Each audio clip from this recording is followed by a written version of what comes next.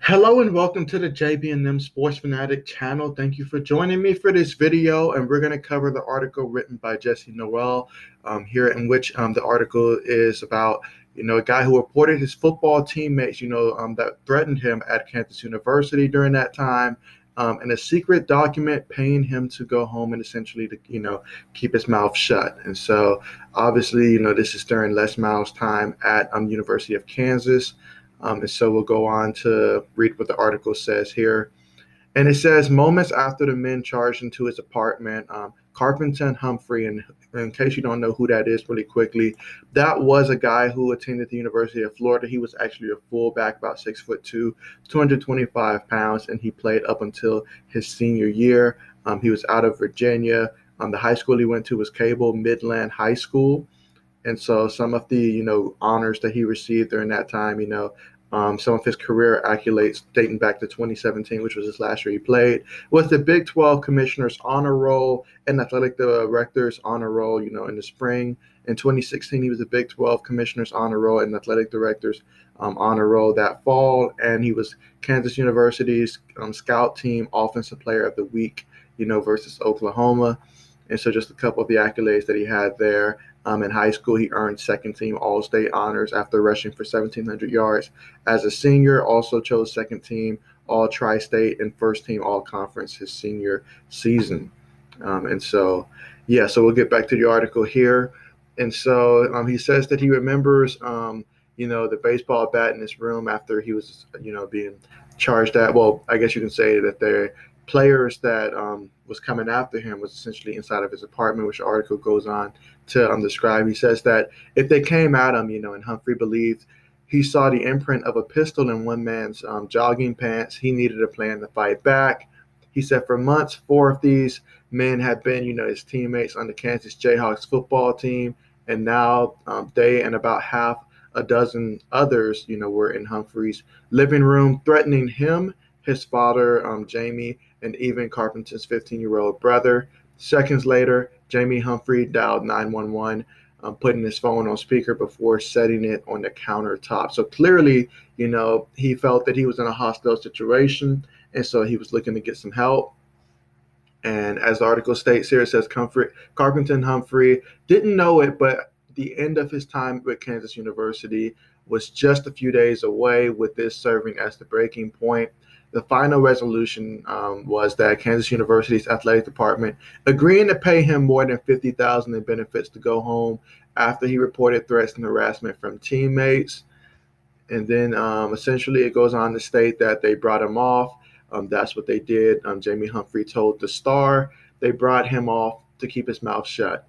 The Humphrey family says they explored other options before the matter escalated to this.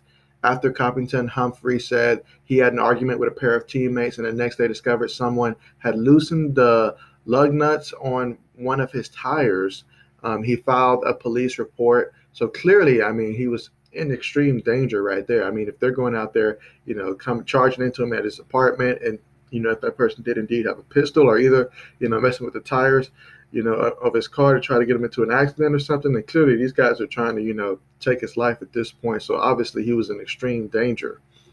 And then he says when that same feud led to arguments before workouts in the locker room, Jamie Humphrey reported that to a lifelong friend in Kansas University's compliance office, and also told him that players were selling drugs. The information was eventually funneled to football coach Les Miles, who, according to Caperton Humphrey, told the players to watch themselves.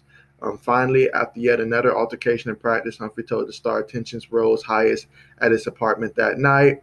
When the police arrived with sirens blasting, and after the players and others had scrambled away, Caperton's mother, Jennifer, could barely be consoled. The family had come from West Virginia to move Caperton out of his Lawrence apartment complex to get him away from his teammates, but it was obvious now that wasn't going to be enough.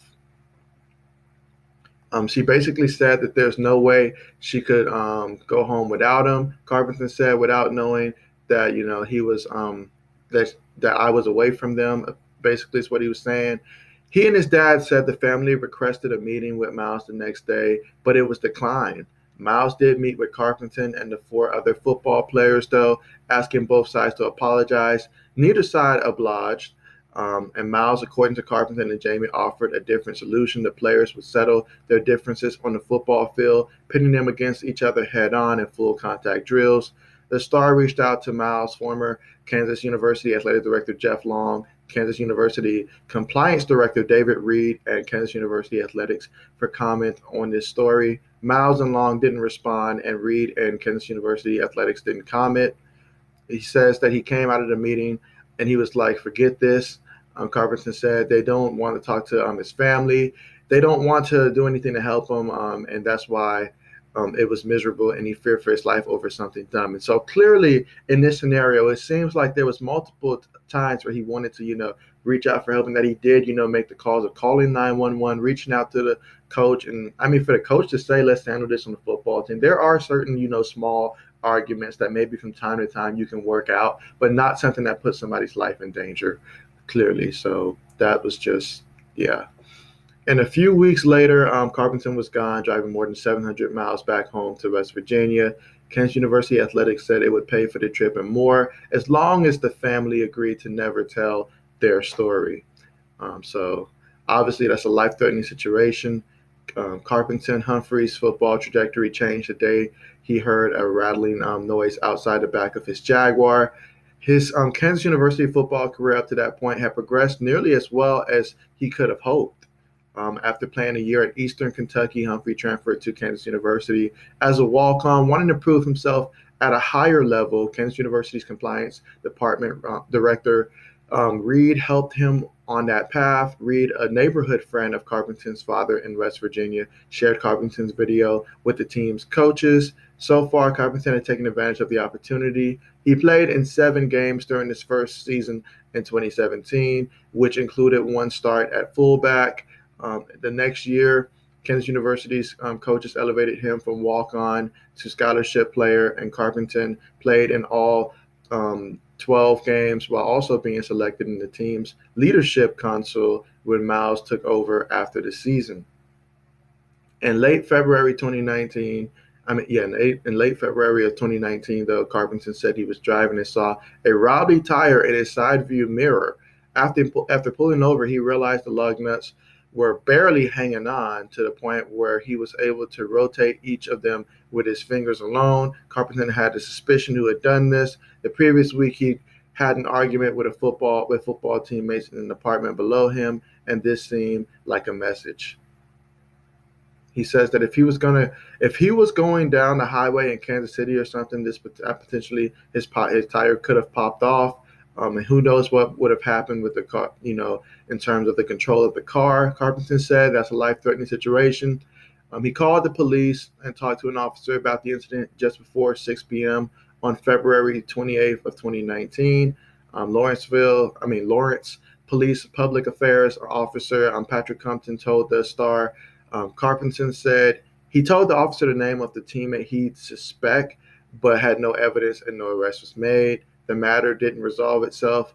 Carpenter said he was challenged by those same 4 defensive teammates who would receive substantial playing time under Miles before workouts and in the locker room. It became so serious that the Humphreys contacted Reed about that, while also communicating that 2 of those players were selling marijuana. The Star contacted each of the 4 teammates for their comments about the Humphreys allegations. 2 did not respond, and 2 declined to comment.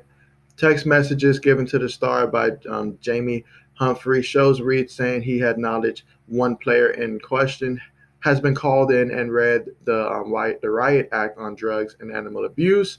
Beyond that, Reed wrote that he took his family's concerns and ran it up the chain of command anonymously with Kansas University Athletics while trying to protect Caperton. The roommate later informed Caperton that those players said Miles had met with them, telling them they needed to be careful with their activities because they had been reported to the athletic department.